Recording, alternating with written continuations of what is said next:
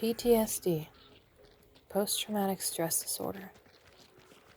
It's often characterized by avoidance, distraction, intrusive thoughts, memories, dreams, an experience of a traumatic event, or witnessing it, or hearing about it.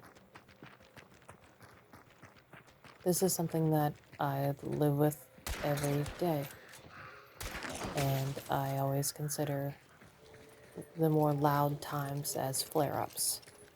Just like any other physical ailments, it's a flare-up. So when I have the nightmares, the difficulty maintaining daily tasks, low motivation, depression, distorted perception, that's all PTSD. And it's something I've always been harder on myself with, that I don't want to be delusional in my perception. But it's very hard, and it's hard not to space out and really to focus on things. And I feel like that's something that a lot of people experience. It's the shame factor that comes with PTSD, because you don't want to feel this way. You don't want to feel useless or pressure yourself to complete your daily task whenever you're feeling down or unable to complete anything. It's very difficult when you're dealing with the shame. I think that's what usually drives us all to silence, is that shame factor.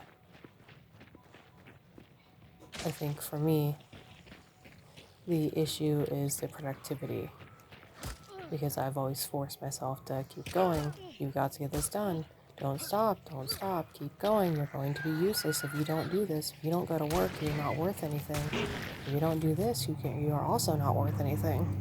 So it's this, tug and pull of trying to not be worthless, or at least not feel worthless in what you're doing. And I always find it hard to remind myself, yes, you are still worth something if you do not go to work. Tons of people don't work, and you don't think that of them, so why are you thinking that of yourself? And it's something that I find so hard to deal with, and so hypocritical, especially when I'm a therapist myself and I'm able to help clients deal with these distortions and understand, yes, you are still worth something if you don't go to work. You are still worth being loved and being able to enjoy your life. But it's hard to apply this to myself, and it makes me feel like the ultimate hypocrite. I can help people unravel their own minds and go through every stage, every trauma with them, do every timeline known to man, and we process this, and we get to a point that they're okay. Yet it's still hard for me to go through it all and be okay again. Feeling triggered it's a meme for a reason, because it's funny in a way, because we make fun of people for feeling triggered whenever really we're ashamed of feeling triggered ourselves, because we see it as weakness. And it's so awful that we think it's okay to poke fun at other people who experience this, or myself who experiences this, because, oh, well, you can't control your triggers? Oh no. Well, guess what? You probably cannot. It's how you respond and react to them. I think we could all use a little more empathy in that way. At least having some heart. It's not a matter of blaming the trigger on somebody else. It's a matter of having empathy for that person and be like, okay, I will not shout in your presence.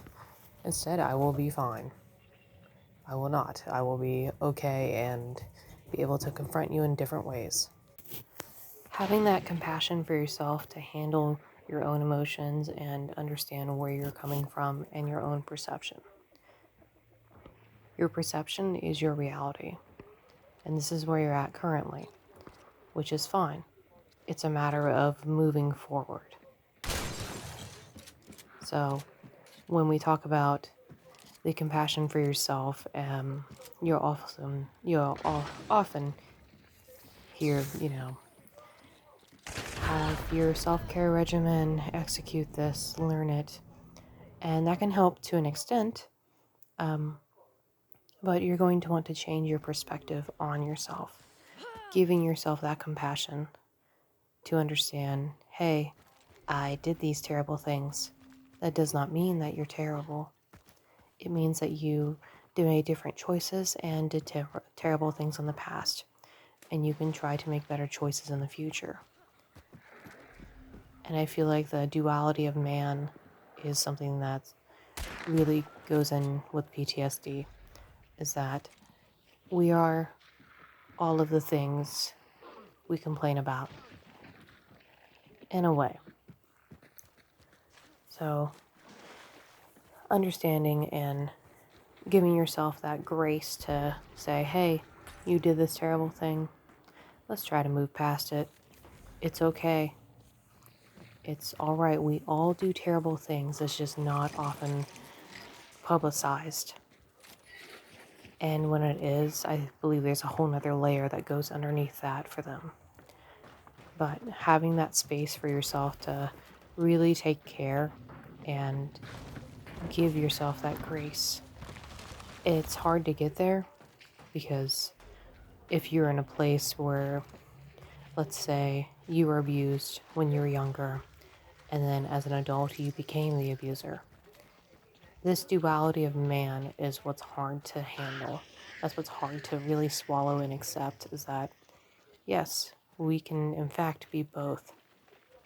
And what we can do is try to move on, forgive ourselves, and try to do better.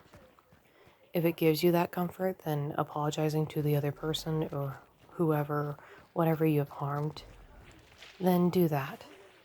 Hopefully it will give them peace as well.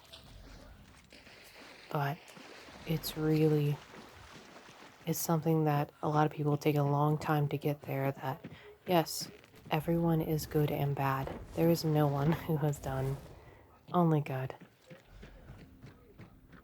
And realizing this part of yourself can help you move forward and move past this facet of your perspective.